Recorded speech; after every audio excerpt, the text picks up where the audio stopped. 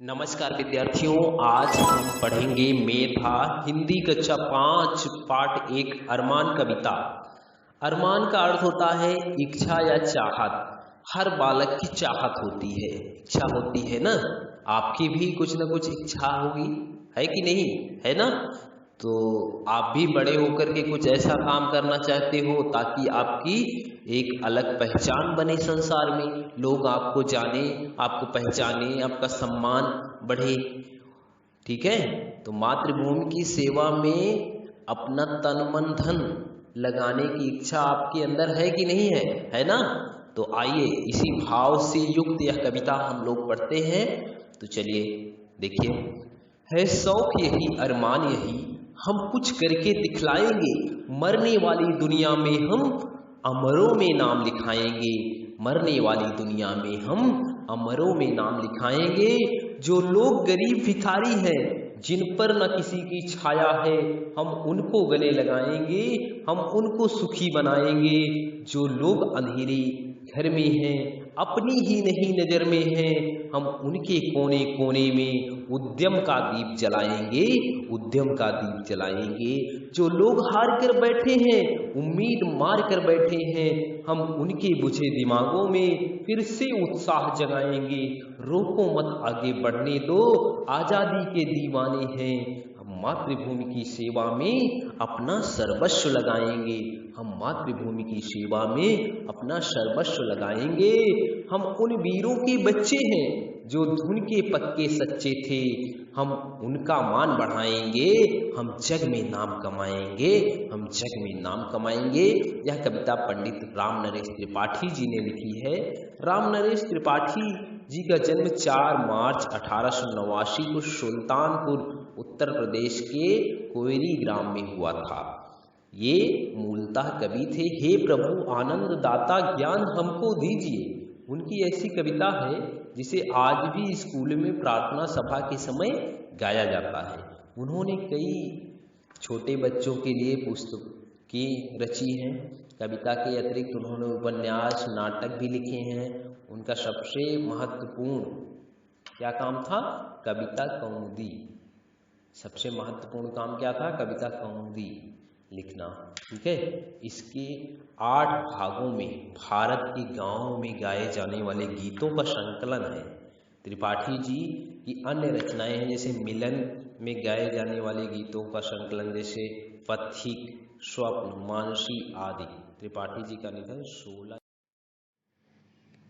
तो विद्यार्थियों आइए अरमान कविता के भावार्थ को समझते हैं।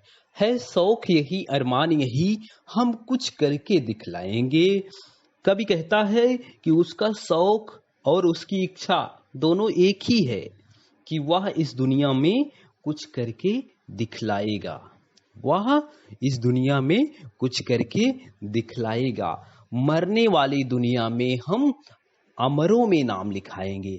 कवि कहता है कि इस संसार में बिना कुछ किए जय जयकार नहीं होती है, तो मरने वाली दुनिया में हम, कवि कह रहा है कि इस मरने वाली दुनिया में हम अमरों में नाम लिखाएंगे, यानी कि हम मरने के बाद भी अमर रहेंगे, लोग हमारा नाम जानेंगे। ठीक है, हमारी एक अलग पहचान रहेगी मरने के बाद भी। जो लोग गरीब भिखारी हैं, जो लोग गरीब भिखारी हैं, जिन पर न किसी की छाया है, हम उनको गले लगाएंगे, हम उनको सुखी बनाएंगे। कभी समाज के गरीब, बेसहारा, दुखी लोगों की बात करते हुए कहता है कि हम उन लोगों को गले लगाएंगे, अर्थात उन्हें बराबर का स्थान देंगे, जिन्हें किसी की छत्र छाया प्राप्त नहीं है, जो नितांत अभाव और निराशा में डूबे हुए हैं, जिनको बहुत सारी कमियां हैं, हम उनकी मदद कर उन्हें सुखी बनाना चाहते हैं। फिर कह रहा है कि जो लोग अंधेरे घर में हैं, जो लोग अंधेरे घर में हैं, अपनी ही नहीं नजर में हैं, अपनी ही नहीं नजर में हैं, हम उनके कोने कोने में उद्यम का दीप जलाएंगे, उद्यम का दीप जलाएंगे। जिनके जीवन में निराशा आ गई है, जो लोग अंधेरे घर में हैं, जिनके अंदर निराशा छाई हुई है, ठीक है, कि अब वो कुछ नहीं कर पाएंगे, अपनी ही नहीं नजर में है, वो अपनी नजर खुद से नहीं मिला पा रहे हैं कि हम कुछ कर पाएंगे इस दुनिया में। हम उनके कोने कोने में, हम उनके कोने कोने में, हम उनके भीतर अंदर से उन्हें एक नई ऊर्जा के साथ, एक नए विश्वास के साथ उद्यम का दीप जलाएंगे। उद्यम, उद्यम का मतलब होता है परिश्रम। उनके अंदर ऐसा दीप जलाएंगे, ऐसा प्रकाश फैलाएंगे कि वो परिश्रम में अपना पूरा मन लगाएंगे, मेहनत करने लगेंगे। जो लोग हार कर बैठे हैं, जो लोग हार कर बैठे हैं, उम्मीद मार कर बैठे हैं, हम उनके बुझे दिमागों में फिर से उत्साह जगाएंगे।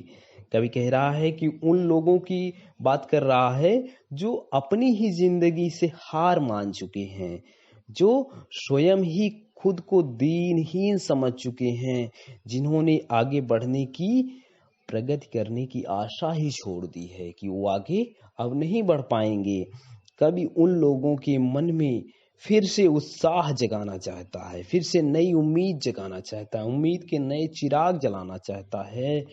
रोको मत आगे बढ़ने दो, रोको मत आगे बढ़ने दो, आजादी के दीवाने हैं। अब इनको रोको मत, इन्हें आगे बढ़ने दो, आजादी के दीवाने हैं ये, आजादी के दीवाने हैं। हम मातृभूमि की सेवा में अपना सर्वस्व लुटाएंगे। इस जन्मभूमि, इस मातृभूमि, इस भारत भूमि की सेवा में हम अपना सब कुछ न्यौछावर कर देंगे, सर्वस्व लुटा देंगे। हम उन वीरों के बच्चे हैं। हम, कभी कह रहा है कि हम उन वीरों के बच्चे हैं जो धुन के पक्के सच्चे हैं। धुन, धुन का मतलब होता है लगन। हम उन वीरों के बच्चे हैं जो पक्की लगन के साथ, उत्साह के साथ आगे बढ़ते हैं। हम उनका मान बढ़ाएंगे, हम उनका सम्मान बढ़ाएंगे। हम जग में नाम कमाएंगे। हम इस संसार में एक अलग पहचान बनाएंगे, अलग नाम बनाएंगे अपना।